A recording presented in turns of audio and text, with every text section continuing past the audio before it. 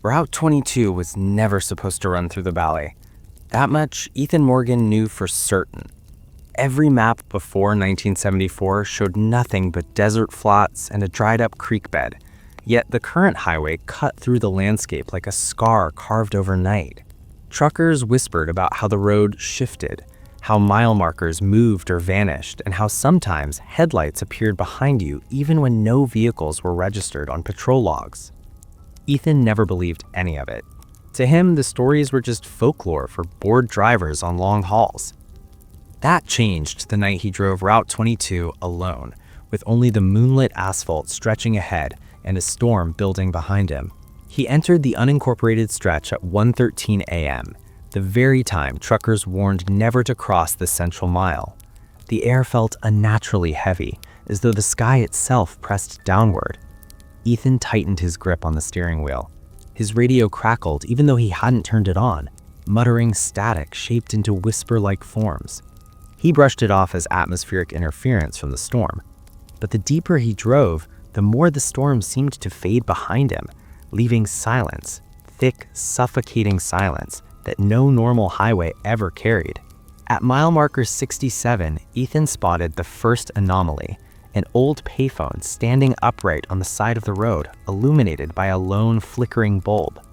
There were no towns within 50 miles, no rest stops, no reason for a payphone to exist. Yet it sat there like a grave marker that refused to be buried. As he neared it, the payphone began ringing. The shrill sound sliced through the night, echoing inside his chest. Ethan accelerated, but the ringing didn't fade. It grew louder, as if the sound clung to his car, demanding to be acknowledged. He passed the phone, but the ringing persisted for several seconds before abruptly stopping. Then, another sound replaced it, a soft tapping on his rear window. Ethan glanced into the mirror, expecting dust, debris, or maybe a loose branch caught in the wind. Instead, he saw nothing but pale darkness behind him. But the tapping kept going. 3 taps. Silence. 3 taps again. Slow, deliberate, rhythmic. Ethan's heart sank. He reached for his phone out of instinct. No signal, not even a flicker of reception. He drove faster, staring ahead, refusing to check the mirror again. The tapping grew louder, more insistent, until the entire car trembled faintly with each strike. Ethan finally snapped and looked, only to see his back windshield clouded with condensation, as though someone had breathed against the glass from inside. But he was alone. Ethan's breath hitched as he stared at the fogged-over glass. His first instinct was to wipe it away, to clear the view, to reassure himself that nothing was there. But the longer he watched, the more he noticed something worse. There were shapes forming in the condensation. Not letters, not numbers. Fingertips. 5 small circles pressed gently into the fogged surface, dragging downward, as though someone inside the car lightly trailed their hand against the window. His blood iced instantly. Ethan slammed his foot on the gas, the truck roaring forward with a violent lurch. Gravel spat behind him as the road stretched into a blur. But no matter how fast he drove, the sinking dread inside his chest didn't ease. He felt something, an awareness, inside the cab with him. The air felt heavier, humid, and faintly cold, as though someone sat directly behind him, breathing softly at his neck. He couldn't look. Not yet. The storm behind him had completely vanished now. The sky was clear, filled with a pale, unnatural moonlight that washed the desert in a dead, bone-white glow. Ethan rolled down the window for air, but the wind carried a strange, earthy scent. It wasn't dust, it wasn't rain. It was the smell of wet soil, like freshly dug ground. A graveyard smell. Then his headlights flickered. Once. Twice. All at once, darkness swallowed the road in front of him for a full second, and Ethan's heart lurched. When the lights returned, everything had changed. The dashed white line along the center of the road was gone. The asphalt beneath him looked darker, rougher, old. His GPS, still useless, had rebooted itself and now read something impossible. Distance to destination, 22 miles. Route, unknown road. Ethan cursed under his breath. He didn't pick this route. He didn't redirect anything. The highway had shifted beneath him. He knew enough from the stories to recognize what was happening now. Route 22 was choosing his path, and once it chose, you didn't turn back. The tapping returned. But this time, it wasn't on the glass. It came from inside the cab, directly behind his headrest. Soft, gentle taps, knuckle against fabric. Tap, tap, tap. Ethan froze. His hands clutched the steering wheel so tightly his knuckles turned white. He stared forward, refusing to look over his shoulder. The taps grew slower, more deliberate, as though whoever or whatever was behind him realized fear made him easier to approach. The air grew colder. His breath trembled out in a thin cloud. Finally, he whispered to himself, "It's not real. It's just the road messing with me." But then the tapping stopped, and something breathed into his right ear. A slow, wet exhale. Ethan jerked the wheel so violently the truck skidded across the lane, fishtailing before regaining traction. His heart pounded and his vision blurred from panic. He slammed his fist on the dashboard. That's when he heard it. A child's voice from the back seat. Soft, calm, monotone. "You shouldn't be here." Ethan's entire body locked up. He didn't turn, he didn't speak. Tears welled beneath his eyes from sheer primal terror. The voice continued, "It's almost here." The truck shuddered as if something enormous had just stepped onto the road behind him, and slowly, very slowly, his headlights began to fade again. Ethan forced himself to focus on the road as the truck's headlights flickered, struggling to stay alive. His heart felt like it might crack his ribs from the inside. The child's voice still echoed in his skull, soft, emotionless, warning him like someone reading a line from a funeral program. The road ahead twisted through an endless stretch of desert flats, but suddenly the air changed again. The fog he'd escaped earlier was back, rolling across the asphalt with unnatural speed, coiling around his tires like grasping fingers. Something within it moved, slowly, rhythmically, like a figure pacing. He slowed, not by choice, but because the truck seemed to lose power. The engine groaned, resisted, and sputtered. Ethan swore under his breath and slammed the gas again, but the engine only coughed and growled as though something clogged its throat. The fog swallowed the headlights completely. For a moment, Ethan was driving blind, trapped in a cocoon of gray nothingness. Then, just ahead, two shapes appeared. Not headlights, not animals. Feet, human feet, standing barefoot in the middle of the highway. Ethan's chest tightened as he slammed the brakes. The truck skidded to a violent halt, fishtailing slightly before straightening. The fog parted just enough for him to see the small figure standing in the road. A young boy, no more than 10, dressed in outdated, dust-covered clothing, staring directly at Ethan's windshield. His skin was pale, almost bluish. His hair was wet, stringy, and plastered to his forehead. And though the fog swirled around him, his body remained perfectly still. Ethan's breath fogged the inside of the windshield. The boy lifted an arm and pointed slowly at Ethan's window, his finger trembling slightly as if the movement required effort. Then he opened his mouth, not wide, not unnaturally, but just enough to speak clearly. "Don't let it touch you." Ethan froze. A shadow shifted behind the boy, massive, towering, stretching unnaturally tall in the fog. The boy flinched before Ethan even registered the movement. His head snapped to the side and he whispered urgently, "It found you." Ethan immediately slammed the gas, swerving around the boy. His tires screeched on the pavement, but he didn't dare look back. Every instinct screamed to leave that stretch of road behind before the shadow gained form. As the truck surged forward, the boy's voice carried through the fog, soft but clear. "You can't outrun it." The fog rose higher, chasing him like a living thing. Ethan gripped the wheel and prayed the engine wouldn't die again. The truck tore through the fog, engine whining like it was being forced beyond its limits. Ethan leaned forward, his eyes scanning the road for any break in the storm, but the fog clung to the truck like a parasite. The temperature inside the cab kept dropping, and every breath Ethan exhaled drifted into the air like icy smoke.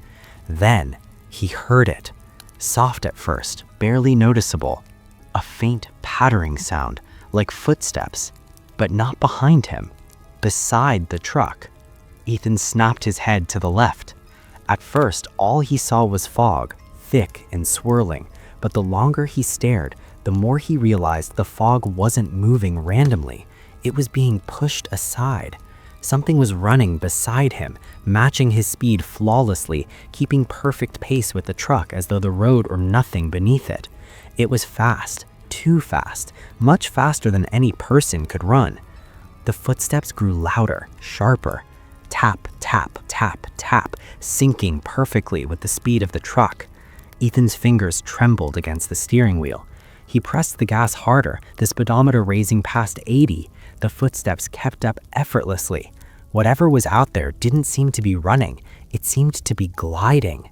The fog shifted again, and for one terrible second, Ethan saw its silhouette. Tall, lean, bent at the joints in a way that seemed painful to even imagine. Its arms hung too low, nearly dragging across the asphalt.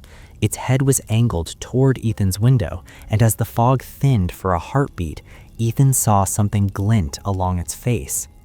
Teeth. Long, thin teeth like needles catching what little moonlight seeped through the storm. He jerked his head forward and forced himself not to scream.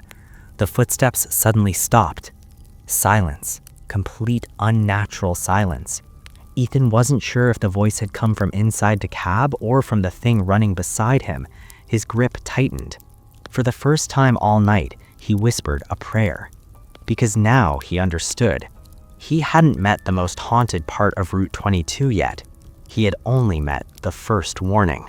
Ethan spotted it through the thinning fog, a flicker of neon red in the distance, broken and stuttering like a dying pulse. At first, he thought his exhausted mind was playing tricks on him, but the closer he came, the clearer the sign grew. A lonely gas station sat on the side of the highway, its old metal roof rusted through and illuminated by a buzzing fluorescent light that flickered more than it glowed. A large cracked sign read gas, food, rest, though half the letters had burned out long ago. The entire place looked like it hadn't seen a living customer in decades. But the lights were on, and the front door was open. Ethan pulled in slowly, gravel crunching under his tires. As the headlights washed over the small convenience store, the fog around him suddenly receded, giving him a brief moment of clarity. He exhaled shakily and shut off the engine, though part of him felt like he should keep it running. The air here felt wrong, quiet, too still, as though the desert around him were holding its breath. He pushed open the truck door and stepped out. The moment his boots hit the ground, the air shifted. A faint hum seemed to vibrate under his feet, like the station itself was alive in some residual, decaying way. The neon sign overhead flickered again, illuminating the dusty road behind him for just a second. Ethan looked back out of instinct. No fog, no child, no running figure. But there was a feeling, a presence, something watching him from a distance he couldn't measure. He swallowed hard and started toward the store. The moment he stepped inside, a wave of warmth washed over him, far too warm, like stepping into a room where someone had been sitting just moments before. Shelves were lined with outdated products from the 70s and 80s, everything faded, covered in a thin layer of dust. The tiles beneath his feet were cracked, but they didn't creak. They shifted ever so slightly, as though something underneath them had moved.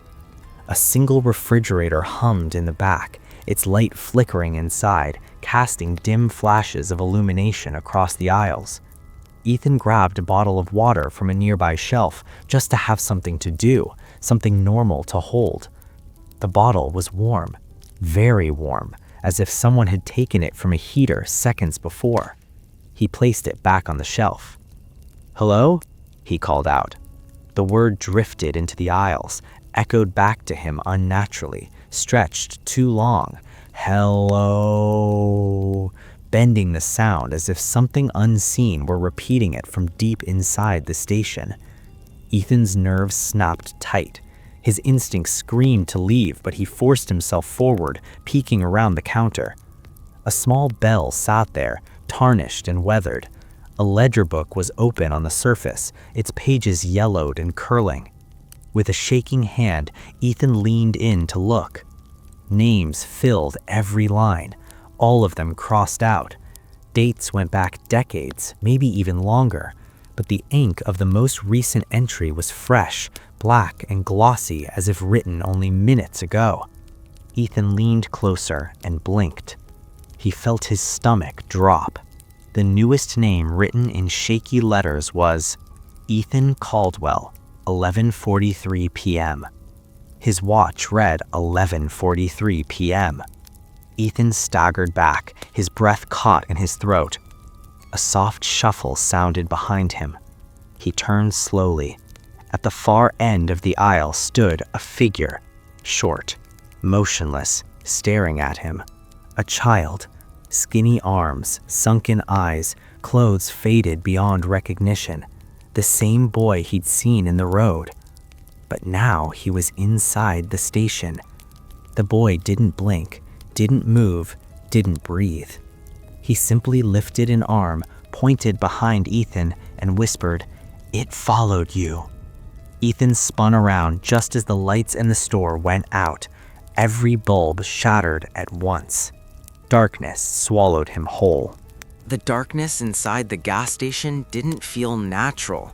It was thick, suffocating, as if the shadows themselves had mass. Ethan stumbled backward, his hands outstretched, trying to find the counter or a shelf, anything to orient himself. But the space felt wrong now, stretched wider than it had been before, like the walls had shifted outward in the dark. Somewhere to his left, something dragged across the floor. Slow, scraping, deliberate. Ethan's pulse thundered in his ears, threatening to drown out the world. But then he heard it. Someone breathing near him. Deep, heavy breaths, too slow to be human, too moist to be natural. Each inhale sounded like wet cloth being squeezed. Each exhale rattled like wind blowing through hollow bones. He froze. His eyes were wide, but the blackness around him was total. No outlines, no silhouettes, no escape. Then, from inches behind his right ear, a voice whispered, "Mile marker 17. Ethan yelped and spun, but his hand hit only empty air. The voice hadn't come from above or behind. It came from everywhere at once. It vibrated through the room, through the floor, through him. A faint red glow flickered to life across the room, like embers pulsing on dying coals. Ethan's eyes adjusted slowly, and he realized it wasn't fire at all. It was a sign on the wall, an old rusted highway marker lit by some unseen source. 17. Mile marker 17. He hadn't passed it yet, which meant whatever haunted it was already here. The red glow brightened just enough for Ethan to see a shape moving in the far corner. Something tall, something impossibly thin, folded into the small space as though its bones were made of wire. Its limbs twitched softly, as if deciding how to arrange themselves in the cramped shadows. The boy's voice returned from somewhere in the dark. "It waits at 17. Ethan swallowed hard, his throat dry to crack. "What is it?" he whispered, though he regretted asking the instant the words escaped. The boy answered from directly behind him now. "The one who lost the road." The temperature plummeted. The air turned so cold it burned Ethan's lungs when he inhaled. He backed up blindly until his shoulders struck a shelf. Cans rattled, clattering to the floor, echoing too loudly in the dark. The tall figure twitched again. This time, it lifted its head. The glow from the sign cast just enough light for Ethan to see the creature's face, or what remained of it.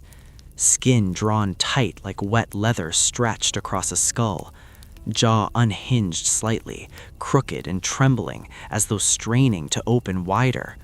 Hollow eye sockets filled only with thin slivers of reflective white. Not eyes. Teeth. Tiny, sharp teeth lining the empty sockets. Ethan gagged, stumbling sideways as the creature began to rise, its elongated frame unfolding like a spider climbing out of its web. It dragged a limb across the floor, long fingers curled inward, nails clicking against the tiles.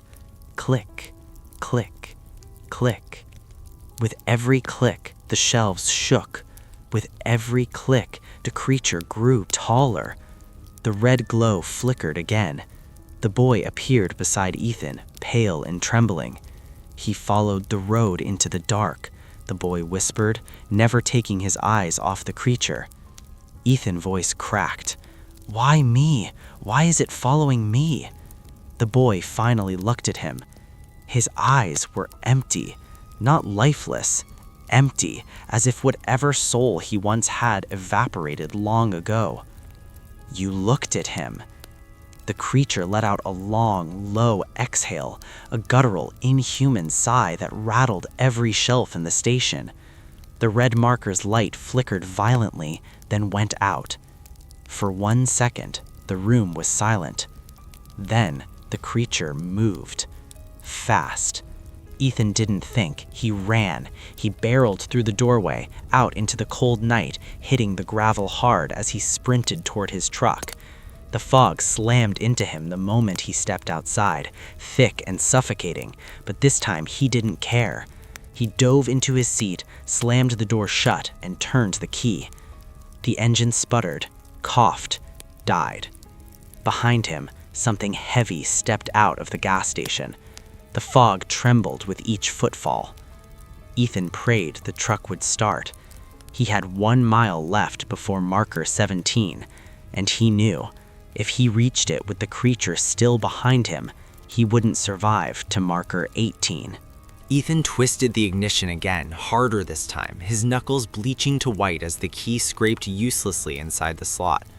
The engine sputtered like an asthmatic lung, desperate for breath, coughing once, twice, and then falling quiet again. Panic surged through him so violently he felt lightheaded, his vision blurring at the edges.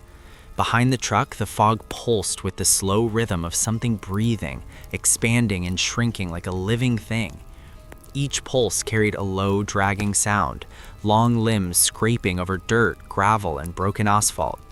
Ethan couldn't see the creature, but he didn't need to. Every instinct screamed that it was inches away from the rear bumper, watching him through the fog with those hollow sockets full of needle-sharp teeth. He slammed his palms against the wheel. Come on, start," he hissed, half choking on his own breath. His voice didn't sound like his anymore. It trembled too violently. Sweat dripped down his temples despite the freezing air. His heart hammered in such erratic bursts that he worried it might give out before the creature even touched him. Ethan drew in a sharp breath, forced himself to focus, and tried again. The truck clicked, whirred, coughed. Then, vroom! The engine roared to life so loudly it shook the entire frame of the truck. Ethan didn't waste a second. He slammed the gear shift into drive and floored the accelerator. The tires screeched, ripping over gravel as the truck leapt forward with such force it nearly left him behind. The fog swallowed the vehicle whole as he shot back onto the highway, bouncing over the cracked asphalt. The headlights flicked violently, illuminating nothing but swirls of gray. The road ahead appeared only in flickering fragments, long enough for Ethan to steer, not long enough for him to feel safe. Behind him, something let out a sound he would never forget. A low, guttural roar layered with a trembling wail, like a grown man screaming from the bottom of a well while something larger forced the air from his lungs. The sound shredded the fog, rattled the windows, and made Ethan's vision pulse in and out of focus. He didn't look back. He couldn't. All he could do was grip the wheel and pray the truck didn't die again. The GPS flickered awake on its own. Ethan didn't touch it. He didn't need to. The crocked screen displayed the same impossible route. Distance to destination, 1.0 miles. Route, mile marker 17. He swallowed down a cry of frustration. Mile marker 17, the place the boy had warned him about. The place the creature belonged. The place he didn't want to reach but couldn't avoid. The road had chosen him. Route 22 always chose. The fog thinned for a moment, giving Ethan a clearer view of the asphalt. His headlights washed across faded highway lines, dried tire marks, and broken pieces of road that looked as though something had torn chunks from the pavement. As he sped forward, he finally saw it in the distance, a thin, reflective white sign on the right shoulder of the road. His heart dropped into his stomach. 17. It glowed faintly under the moonlight, untouched by fog. Ethan let out a shaky, broken breath. He wasn't ready. Everything inside him screamed that he couldn't survive whatever waited there. Yet the truck, as if possessed, kept accelerating. The fog behind him shifted violently. Something was running toward him, fast, and not on two legs. Ethan gripped the wheel with both hands as the fog on either side of the road rippled like fabric pushed by wind. But this wasn't wind, it was impact, heavy impact. Each footfall pounding the earth hard enough to send vibrations through his tires. He risked one glance at the rearview mirror. Nothing, just fog. But then he realized the fog wasn't empty. It was moving, surging forward in a massive shape that spilled across the highway like a tidal wave of white swallowing the road behind him. The creature wasn't chasing him. It was coming for him like a storm. Ethan gasped and slammed his foot harder against the accelerator. The truck shuddered violently, engine screaming as it neared its limits. The speedometer needle climbed, 80, 85, 90, but the fog continued closing in. His eyes snapped back to the approaching mile marker. Half a mile. The road changed. The asphalt darkened into a shade Ethan had never seen, oil black, shimmering faintly like slick obsidian. The tires hissed as they passed over it. The temperature in the cab plummeted again, freezing Ethan's breath into small white clouds. Something thumped under the roof of the truck. Ethan screamed and ducked instinctively, his grip tightening so hard he felt something in his wrist pop. The roof dented inward with a sharp metallic groan as if something heavy had landed on it, something that weighed far more than any person. The entire frame of the truck shook under the force. The creature was on top of him. Its footsteps pounded across the roof. 4 steps, then a dragging sound, then another 4. Its limbs were too long for normal walking. Each footfall bent the roof inward, inches from Ethan's skull. He swerved violently, trying to shake it off, but the creature clung to the metal with impossible strength. Its long fingers scraped down the windshield, leaving thick trails in the condensation. Another impact. This one from the side. The truck swerved so violently Ethan nearly lost control. The tires screeched as he fought the wheel, desperately trying to keep the vehicle from rolling. A massive handprint slammed into the driver's side window, distorting the glass inward. Ethan's pulse spiked so hard he nearly blacked out. The handprint slid across the window, upward, towards the roof. The creature moved fast, too fast, skittering like an insect, its limbs bending and snapping into new positions as it crawled. The roof dented inward again, metal creaking dangerously. Ethan ducked lower, bracing himself against the wheel as the creature's weight shifted above him. Then, a long, needle-sharp finger pierced through the roof. Just one. It stabbed downward like a spike, stopping inches from Ethan's shoulder. Ethan screamed and jerked the wheel. The truck spun violently, skidding across the road, whirling through fog and darkness like a toy in a child's angry hand. The creature was thrown off the roof with a hideous, bone-crunching screech. The truck fishtailed, swerved, and then slam. Ethan crashed to a stop, inches from the mile marker. The engine sputtered and died. Silence fell, except for the sound of breathing. Not his. Behind him, slow, wet, growing louder. Ethan fumbled with the door, stumbling out of the truck and collapsing onto the cold asphalt. He scrambled backward on his hands and heels, gasping as he stared at the fog-shrouded vehicle. a tall silhouette began arising behind the truck. The creature, its limbs unfolded like broken stilts, clicking and popping as it straightened. The fog peeled back, revealing its full form, emaciated, towering, skin stretched taut over bones like old parchment. Its jaw hung open, crooked and trembling, its eye sockets filled with tiny, glistening teeth that clicked together with each breath. Ethan couldn't move. The creature took one step toward him, then another, and just as it reached him, the boy appeared between them, the same pale, trembling child from the road. He placed his thin hand on Ethan's chest, pushing him gently backward. "Don't breathe," he whispered. Ethan froze. The creature loomed above them both, then paused. It tilted its head, listening. The boy didn't breathe. Ethan didn't breathe. For one terrible moment, the creature leaned down until its jaw hovered inches from Ethan's face. The tiny teeth inside its eye sockets twitched. The fog pulsed around it in slow, rhythmic waves. Then it stepped backward. Another step. One more. It returned to the road and dissolved into the fog beyond the mile marker. The boy turned to Ethan and whispered, "It wants someone who can't follow the road." He pointed to Ethan's truck. "Drive before the road chooses again." Then the boy faded, slowly, quietly, until nothing remained but the empty highway. Ethan crawled back into his truck. The engine started on the first try. He didn't look back as he drove away from mile marker 17. He didn't look back for the rest of the night. But behind him, deep in the fog, something watched him leave.